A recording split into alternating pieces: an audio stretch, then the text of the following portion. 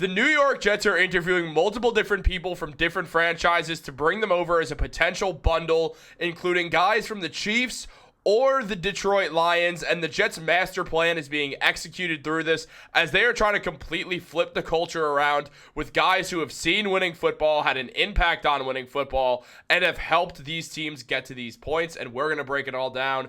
What's up, guys? Welcome back to Jets Digest. It's Chris and Matt here, and if you guys like the content, make sure to subscribe. There it is. 18% of people are subscribed to the channel right now. Subscribe, get it up to 20, get it to 25, get it to 100. But let's jump into this video because there is a lot of different stuff to go over, including that the New York Jets are interviewing Chiefs assistant GM Mike Barganzi and Chiefs offensive coordinator Matt Nagy today. Now, Barganzi for the GM role and Nagy for the head coach role of the New York Jets. Nagy's interview is virtual, while Barganzi is going to meet the Jets in person. And on top of that, looking at what Rich Cimini mentioned about Nagy, he basically just gave the whole rundown on the Jets are being the only team to show interest in Nagy thus far. The fact that he has been the offensive coordinator for 2 years with the Chiefs, head coach to the Bears for a couple of years, had that 12-4 season with Mitch Trubisky as the QB, winning coach of the year in 2018, is an Andy Reid disciple and has big market experience. But outside of that, there's not a lot to love about Matt Nagy. Meanwhile, on top of that, the New York Jets are also interviewing Spagnuolo, Spagnolo. They're interviewing Steve Spagnuolo for the head coaching position as well. So both the Chiefs' offensive and defensive coordinators are getting interviews from the New York Jets along with their assistant GM. The Chiefs have a winning culture. The Jets are trying to instill a winning culture. Matt, I like the route the Jets are taking here. At the same time, I don't want Matt Nagy at all near the New York Jets. I agree with that. And let's start with the good here. Bringing two people from the same organization is a great idea because they already have continuity with each other. They're going to have the same ideals and the same traits coming through. They're going to want to build the team the same way, whether it's through the trenches or maybe they want to go like pass first. Whatever their strategy is for creating successful offenses and successful football teams, it's going to be the same because they're on the Chiefs together and they built it the same way together there.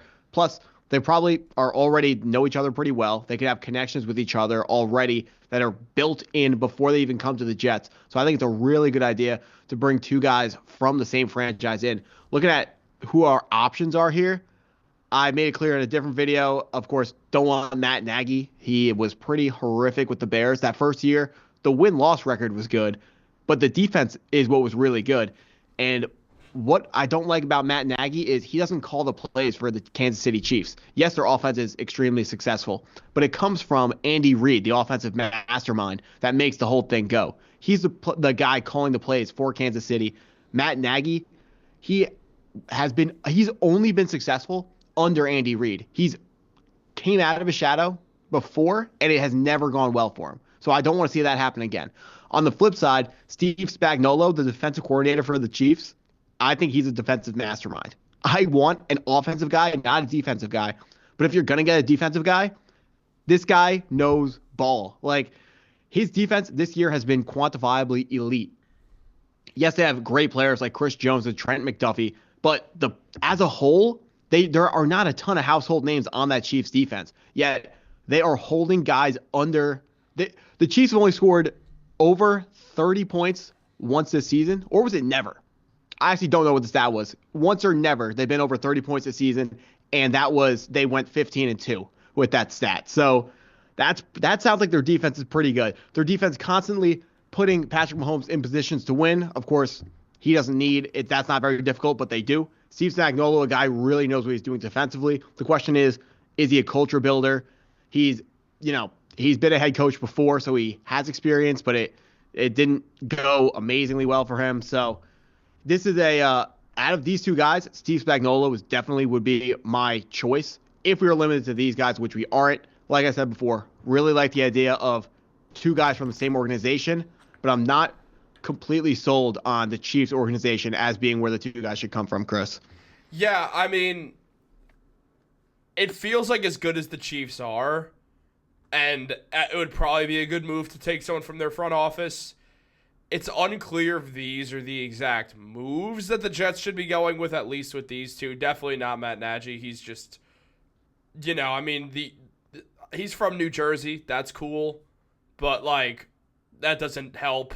There's not much about Matt Nagy to really be a huge fan of. He had that 1 year, obviously, but things didn't go much better for him after that, from that point. So it's hard to really stick behind him. And it's not a very inspiring head coaching hire. I don't think he's going to get the job as well. I just don't see that happening. Why are we interviewing him? The Jets, before we go to the next team, yeah. The Jets, like you said, only team interested in Matt Nagy. Yeah. It's only the Jets who get stuck in positions like this where we're the only team interviewing this subpar head coaching option.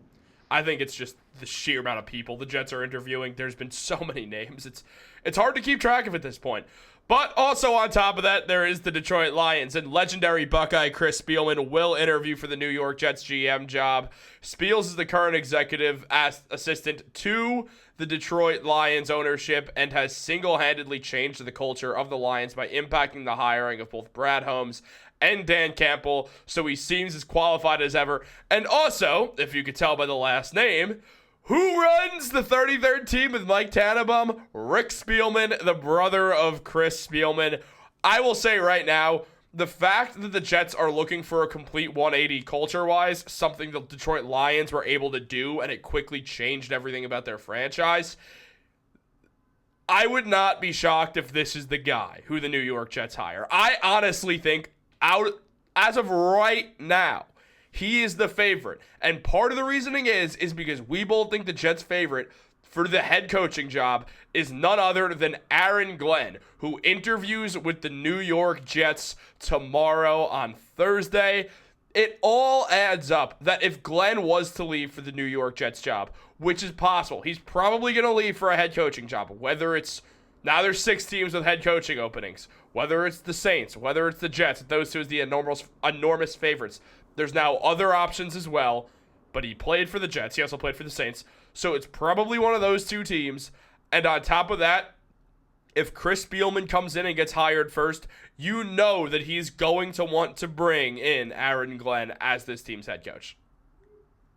So same thing that we went over with the Chiefs. They already have the same connection with each other. They know each other. They are going to have the same image that they're trying to build the team in because they both saw the inside workings of the Detroit Lions. They know how it looked in the beginning of this rebuild and how it's looked now at the end when they were really, really good. So they know how to put this type of team together.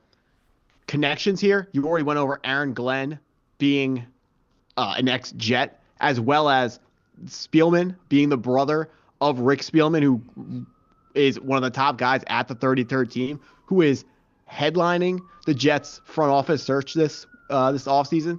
Just, it makes a ton of sense from connection standpoint.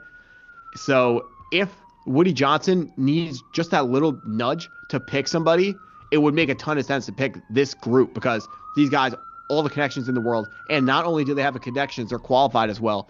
Aaron Glenn, he is, unlike Spagnuolo being a question mark whether he can build a culture, Aaron Glenn is definitely a culture builder guy.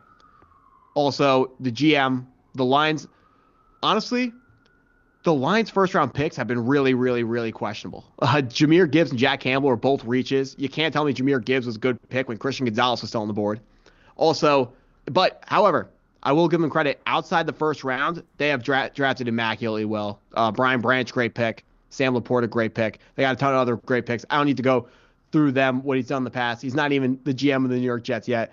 But the point is, we all see the type of turnaround that the Lions have undertaken, and I think everyone who's a New York Jets fan would sign up for that type of upheaval of an organization because the New York Jets, just like the Lions were 5 years ago, the Lions were one of the worst franchises in the NFL, in NFL history at that point. The Jets, kind of in the same area, so we know it's possible. We know a team with this type of history of losing can be the top dog in the league. The Lions would be the Super Bowl favorite should they be not even fully healthy at all. The New York Jets, maybe they could be just like that. With the right coaching and the right front office and the right owner, they already have the roster to make that type of comeback. It would be inspiring, I believe, if we brought in these two men from the Detroit Lions organization. I think something that's interesting about this is the third time we're seeing this now, but we already talked about the Chiefs, but before that, we saw the Jets interview John Robinson, and soon after, the extreme interest in Mike Vrabel came out. Both of them were from the Titans. You now have this interest in both lead coordinators from the Chiefs. You now have Aaron Glenn. Obviously, the Jets would like Ben Johnson to get a chance to be the head coach, but he doesn't want to be there. And Chris Spielman. So the Jets have looked for this connection already. They've done it multiple times now. They did it with the Titans. They checked in on both those guys. They checked in on two Chiefs guys, really three Chiefs guys in a way, and then, not in a way, really three Chiefs guys. And then with the Lions now. I feel like it's very likely that the Jets are seeing the way the Lions turned things around, and just based off the way that Woody Johnson is and just the sheer fact of how at the surface level he looks at everything, he's going to look at the Lions, see the massive turnaround, and understand that these guys have a chance to pull that off. The same way that when the Jets traded for Devontae Adams, it felt like there's a chance everything turns around because Devontae Adams showed up. This is a situation of there's a chance that the Jets hire two Lions, like guys from the Lions Brain Trust, and then, wow, I was really, really struggling right there. And from there, they're moving sort of in to this area where like we could go in the right direction as well. Wow, I'm struggling to speak right now. No, I know what you're saying. You're saying that they could do the same thing. If it could happen to the Lions, why not us? That's what you're saying. Woody Johnson is going to think. Was just happy.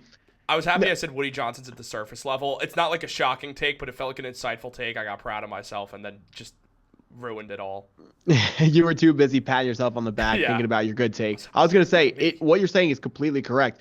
Woody Johnson does look at things at the surface level, and that's a problem because he's just trying to he doesn't think about things. We know this. He makes the decisions way too fast. Fortunately, like we said, there was definitely a possibility that Rex Ryan was going to be hired right in the interview, like immediately. That would be kind of scary. Even though I love Rex Ryan, you got to do your due diligence here. You got to take a look at all the potential GM candidates, all the potential head coaching candidates, and then after a week or so, be able to pick out what is important to you, what kind of things maybe aren't as important, and then you can start ranking your GMs, start ranking your favorite head coach candidates, and then think what pairings work the best. So maybe my number one GM, his best pairing is my number 4 coach. But look at this, my number 2 favorite coach is a good match for my number 2 GM. Maybe he goes like that and then takes a look at it. Hopefully the 33rd team is handling this investigation, this search, more than Woody Johnson is himself. I'm sure Brick Johnson is scrolling through Twitter, letting his father know everything that's going on because Woody Johnson wants to make the biggest splash. And Chris, yes or no? The biggest splash head coaching hiring for the New York Jets would be Rex Ryan. Oh, absolutely. No doubt. Is there a GM hiring that would be a big splash like that? Because I don't think there is. If there was, I would love to talk about it, but I don't think there is. I don't think there's a big splash, but I think the way to make a big splash without hiring Rex Ryan is if the Jets were to go and get Glenn and Spielman because of all the connections. It's nowhere near the splash that Rex Ryan is. On the splash level from 1 to 10, it's like a 2. But like everything else is below that GM wise. If you hire Spielman, he turns around and hires Glenn. Jets fans who maybe not the casual fan who's like, oh yeah, I'll turn on a Jets game, but I don't know the inner workings of the Detroit Lions front office. People who watch the game, people who watch Jets Digest, subscribe by the way, they understand, all right, these people helped turn the Lions into a contender that has this excellent energy, and it feels like even if they're not the more talented team, they can win whenever because that's just the way they're built. Also, they've built a very talented team as well. So it just feels like that would kind of make a marking. And honestly, and my opinion has changed so much on who is going to take over the Jets next year.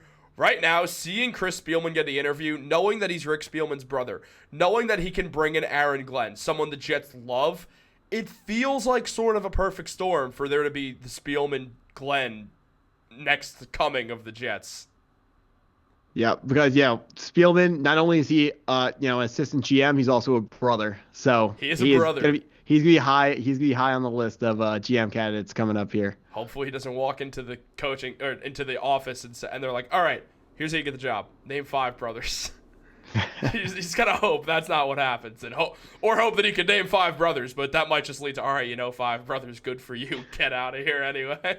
No one has any idea what we're talking about Maybe right now. one person in some alternate universe also lived the same life. That happens more than you'd think. I mean, I would love to see people guess in the comments what we were just referencing. Yeah, guess in the comments if you guys could figure that one out for you. But yeah, guys, I will say right now, I think Chris Spielman's going to get hired. It just feels like a perfect storm for him and for his brother to give him a job as a GM. I mean, I'd be partial to my brother. So, makes some sense. But guys, let us know in the comments down below. Like this video, subscribe, turn on post notifications. Have a great day, and go Jets. Almost said Knicks. Oh no, it didn't stop.